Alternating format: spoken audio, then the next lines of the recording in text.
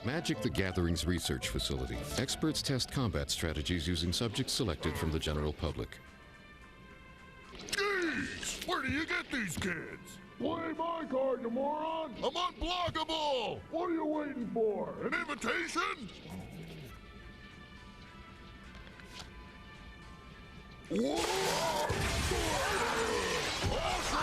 Magic the Gathering, the trading card game. You ready to feel the pain?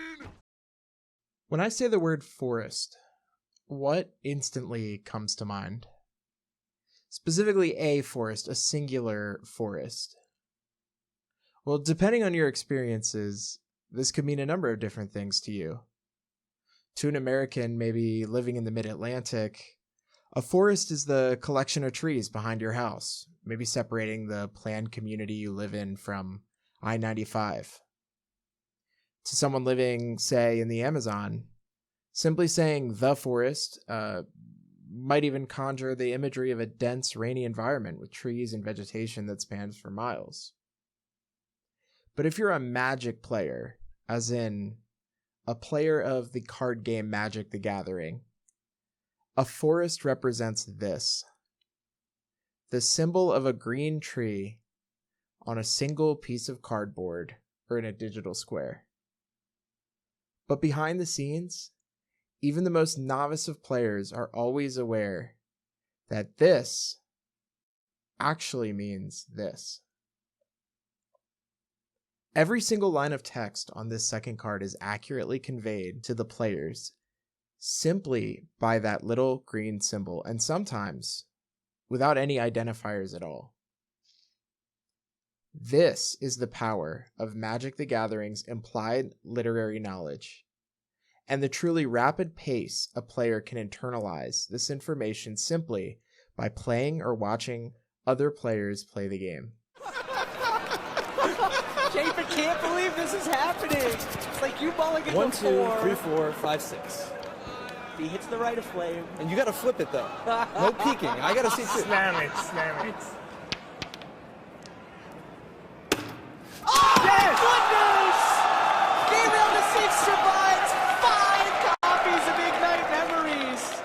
Magic is a game of layers that uses something called the stack to resolve everything from combat abilities, the management of resources, but really at its core, players are attempting to accumulate a resource and use that resource to play cards. Those cards have various uses, and they all aid or contribute towards your goal of ultimately winning the game against another player or players. Hasbro's own website, Hasbro's the owner of Magic the Gathering, they have a one-pager for new players, and they define 52 different concepts just in that one pager. That rhetoric, those 52 concepts, is second nature to millions of Magic players around the world. Literacy and rhetoric are core values in the game. Really, it's driving, defining principles. With over 400 million possible interactions and 200 new cards coming out every 3 months, countless different ways to play, Magic leans on the learned and implied knowledge of its community and cultivates that growth by promoting deep and lasting social bonds between not only its players, but the shop owners as well. Get a body on a body, watch the crazy stuff. Christ, go. Let's kick their ass. Let's go, man. Bring it in here now. What Coach said, watch that first approach. Your experience is a little different because you were a player. Mine is different. I was just going to say that. The concept of a coaching tree in the NFL is essentially a coach that's worked with another coach, learned their philosophy, usually an elder, learned their outlook on the game, and then eventually moved on to a leadership position and passed that knowledge on to future generations of coaches. And if you ask any Magic player when or why they started playing, similar branches can be followed back as far as really the early 1990s, when the game was created. Whether it's your father and his friends, your older brother, a neighbor, or a kind stranger at a Magic store, all players start somewhere, and specifically and deliberately with someone. This mentor-mentee relationship is one that I feel is fairly unique to this game and leads to the strong feelings of community and self-identity among Magic players. Players form social groups around the types of decks that they play, the physical location of the game stores, and even the types of formats that they play.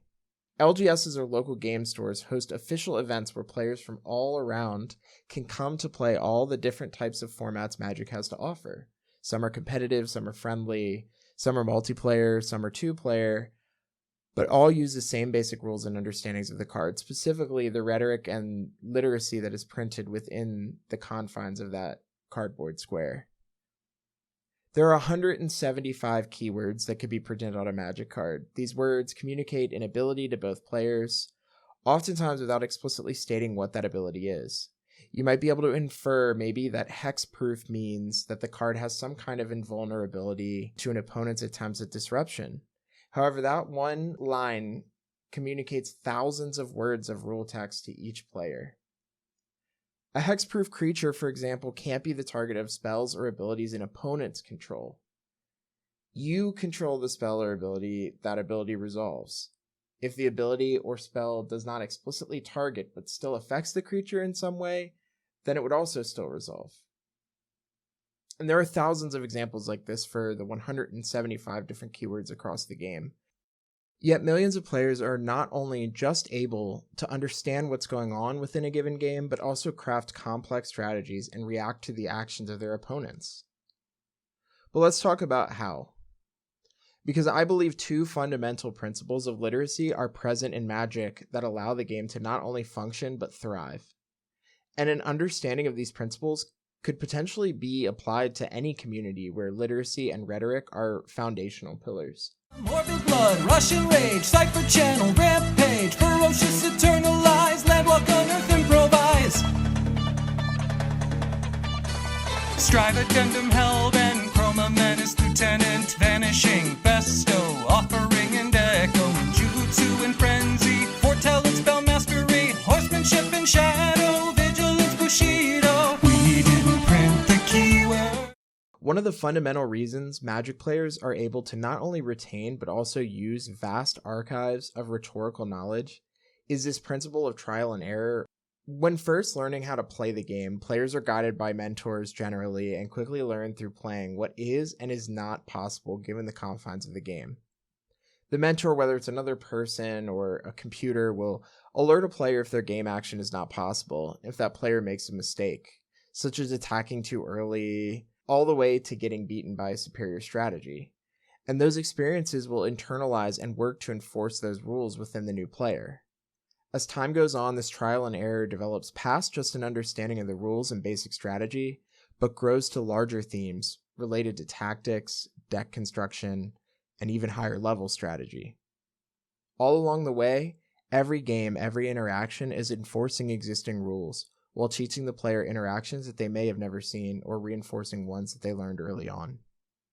Magic the Gathering is a community deeply rooted in literacy and rhetoric. The rhetorical choices are not only sacred to the rules of the game, but they help build a sense of community externally as well. Let's take a look at some of the aspects of this community from a literary lens and what they do well and what could potentially be improved on. I do like that this is kind of a safe place where anybody can come and indulge and play Magic and have fun and wear costumes and not be looked down upon. They can just do whatever they want to do. It's actually pretty amazing to have sort of your own language with other people who understand it and other people don't. So my best play, I played a Plaxcaster Frogling, leaving open a forest, and it was my fourth creature. He didn't realize he could sacrifice his Shroud creature to get a couple of extra damage in. And then he had two other creatures, and he has Mortar Pod on this creature, so if he sacks it, he can give one of my creatures -1/-1. I equipped Perennial Plating to my Skyhunter Skirmisher that already had a ++1 counter on it, and my opponent didn't have a removal spell, and if they did, I had a Moonlit Strider to protect it. If playing Magic is the only way to learn and get better, Magic does a very strong job of cultivating avenues for new players to get into the game. Established players cultivate collections after years of playing, and with the mentor-mentee relationship being so prominent, most players' first experience tend to be through some sort of loan program from a friend or playing with cards borrowed from a shop. Multiple different formats exist. These formats in Magic describe modifiers to the rules, usually in the form of player count or deck building restrictions. With formats that are more restrictive in card selections, new players can limit their exposure to a smaller sample size, to avoid getting overwhelmed. Additionally, some formats are inherently less competitive, with a greater emphasis on social interaction and fun rather than strategic conquest of the opponent. And lastly, with the growth of a booming mobile and AI platform, more players than ever are able to get the chance to join the community. But this piece is something we'll touch on a little bit closer to the end. Some of the negative aspects of the Magic community tend to be issues found in other literary communities with similar power dynamics or ties to an economic endeavor. Ultimately, this is a community cultivated by its creators to sell a product, and within that, a lot of issues can arise. One particularly recent scandal involved the parent company of Magic: The Gathering offering the direct sale of specialized printed cards directly from their online marketplace. In the 25-year history of the game, Magic has utilized local game stores to sell their products. This symbiotic relationship was imperative for the cultivation of the community that made the game so successful. But with 25 years of established players, community members can border on fanatical when business decisions are made. All observable metrics show that the direct sales of these products cut out these gathering places out of the picture, which over time may damage established communities. We'll have to wait and see what the long-term effects of this are when it comes to bringing in new players, specifically how well those new players are able to retain the complex rhetoric found in Magic: The Gathering. Removing the community aspect could potentially be damaging to the retaining of new players. That really we are fulfilling a need for the games that we host. Each game has a different personality, each player base has a different personality, and we enjoy being able to supply a venue where players could come in, meet other players that enjoy have the same interest, enjoy the same games, and that we're supplying something that people actually enjoy, and it's ours. Everybody who comes out to play on a weekly basis is enthusiastic about playing. The worst thing you can do in a competitive game is dread coming out because of the people you're going to face or the format or the way the games play out, but everyone comes out and they're genuinely excited. They talk to me about the decks they're going to play. They talk to me about their matchups when they win and they lose. They really feel invested in the game, so that's just, enthusiasm's always awesome. The community of Magic: The Gathering is agnostic to race, language, location, sexual, gender, age, and any other traditional classifier you might have. If you play Magic, regardless of your background, you have a seat at the metaphorical and literal table within the community. However, that does not mean issues related to majority voices cannot and have not arisen over the past couple years. With straight white men making up the predominant demographic of player, years of gatekeeping, discrimination, harassment, and even violence have occurred towards marginalized groups within the community. With the majority of this community discourse taking place either in public spaces or online, there really are no protections from the top up for minority members outside of internal policing. And while on the surface, belonging to this community might sound as easy as picking up a deck of cards, there are still challenges even within what is intended to be a casual hobby for minority voices to be heard and respected. The codependence between players, each other, the designer, and the store is the heart of what makes this literary community so intriguing and successful.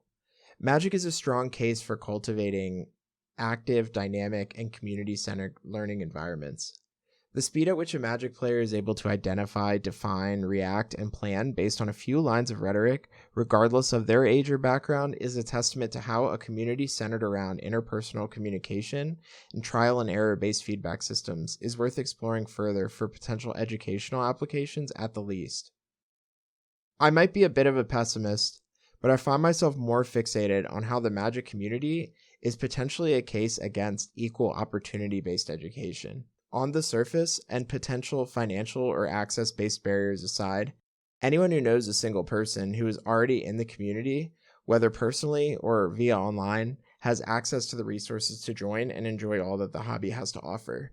However, the Magic hobby is still plagued with near-monthly stories of discrimination and abuse towards minority members or prospective members.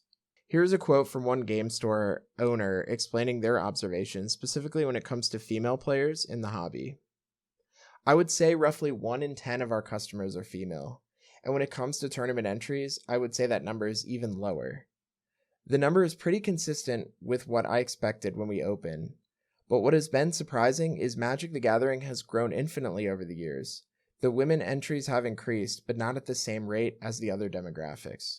I hope beyond just the powerful teaching tools and the embracing of community-based learning when it comes to literacy, people will also remain vigilant that providing equal access and equal opportunities still may not be enough to truly welcome all into your literary or educational community. Hey, Sean. Turn 2, Old Growth Troll. Turn 5, Victory! Nice. That's what happens when you play aggressive, man. Oh, dude, let these soak. Let's go play a game. That's a great idea. I'm gonna let these soak. No! With Magic the Gathering Arena on mobile, you can play Arena wherever you go. Whether it's at home or if you're heading out for some peace and quiet, Arena's the perfect game to keep in your pocket and play anywhere.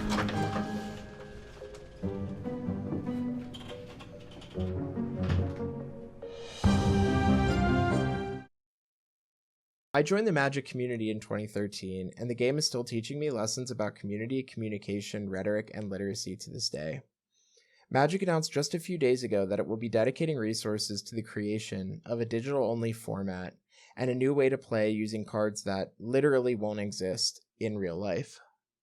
While I won't go into all the reasons this may or may not be good news for the future of the game as a whole, I am left to wonder what sort of impact diminishing the community aspect of the game will have on people's ability to retain information and grow as players. Will a greater focus on digital remove even more of the barriers that are holding people back? Can an AI or computer script teach the mechanics better than your friend on your kitchen table?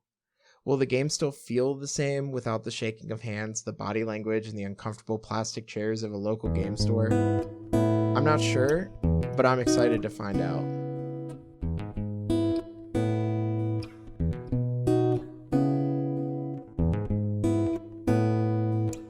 The basis of this project came from research and personal narratives found in Examining Literary Practices in the Game Magic the Gathering by Autumn M. Doge. She takes a deep dive into a lot of the specific rhetorical and literacy-based design decisions, specifically through her lens of learning the game from her husband.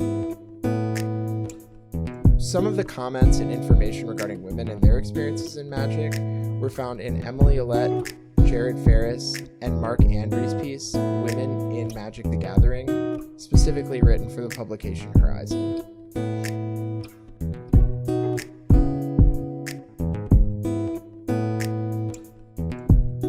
Raimundo Nonato provides a deeper look into how magic might be used in an English or literary educational program in their piece, The Use of the Game Magic the Gathering, Teaching of L2 Reading.